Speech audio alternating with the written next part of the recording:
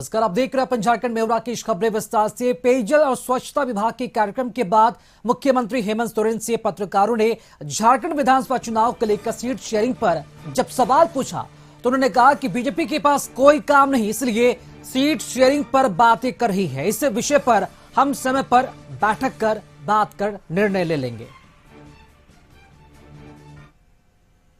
Final हो पाएंगे क्योंकि आपकी जो अपोजिशन में है वो लगातार मीटिंग कर रहे हैं। तो उनके पास वही काम है तो उस काम में लगे हैं। हम लोग थोड़ा व्यस्त है अपने अपने कामों में, उस तरह जब इसकी जरूरत पड़ेगी और होगा वक्त होगा।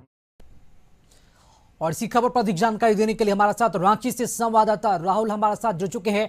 राहुल, जितनी आसानी से मुख्यमंत्री हेमंत सोरेन पत्रकारों के सवालों को टाल गए, क्या वाकई में माना जाए हेमंत सोरेन के लिए और झारखंड में महागठबंधन के लिए सीट शेयरिंग कोई मुद्दा नहीं है?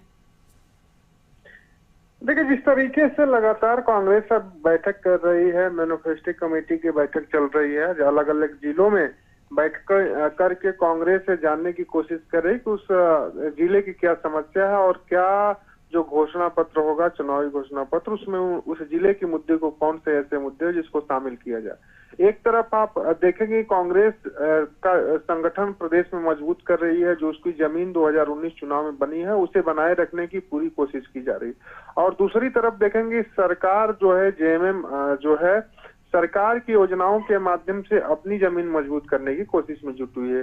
दावे किए जा रहे हैं कांग्रेस की ओर से कि 33 सीटों पे वो चुनाव लड़ने की भागीदारी करेगी विधानसभा चुनाव में। दूसरी तरफ जेएमएम की ओर से कहा जा रहा है कि वो बाद में वक्त आने पे तय कर दिया जाएगा।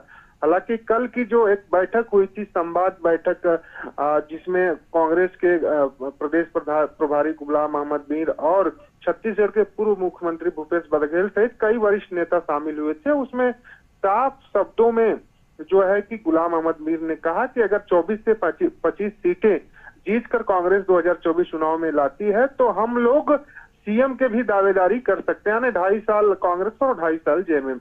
लेकिन आज जब हेमंत सोरेन से इस संदर्भ में सीट शेयरिंग को लेकर सवाल पूछा गया तो वो सीधे तौर पर सवालों को टालते दिखे और उन्होंने कहा कि बीजेपी के पास कोई भी मुद्दा नहीं है, कोई काम नहीं, इसलिए सीट शेयरिंग को लेकर बातें करें। हम लोगों की सारी चीजें ठीक है, वक्त आने पर सारी चीजें तय कर ली जाएगी। लेकिन एक चीज यहाँ पर हम आपको बताना चाहेंगे, क्योंकि 2014 में भी इसी तरह का गठबंधन कांग्रेस से था जेएमएम का, और 3 सीटों पे बात नहीं बन पाने के कारण जो है 2014 का गठबंधन टूट गया। हालांकि 2014 और 2024 में तो बहुत का फर्क है, और इसलिए भी फर्क है क्योंकि इस बार जो कमान है राहुल गांधी के हाथों में, और राहुल देखना काफी अहम होगा कि जिस तरीके से और जितना आसान वाकई में समझ रहे हैं हेमंत सोरेन की सीट शेयरिंग कोई मुद्दा नहीं है, तो क्या वाकई में आने वाले दिनों में इसे शांतिपूर्वक और बेहतर तरीके से इस मुद्दे को सुलझा लिया जाएगा? देखना काफी दिलचस्प होगा। बहुत शुक्रिया आपका खबर पर जानकारी देने के लिए।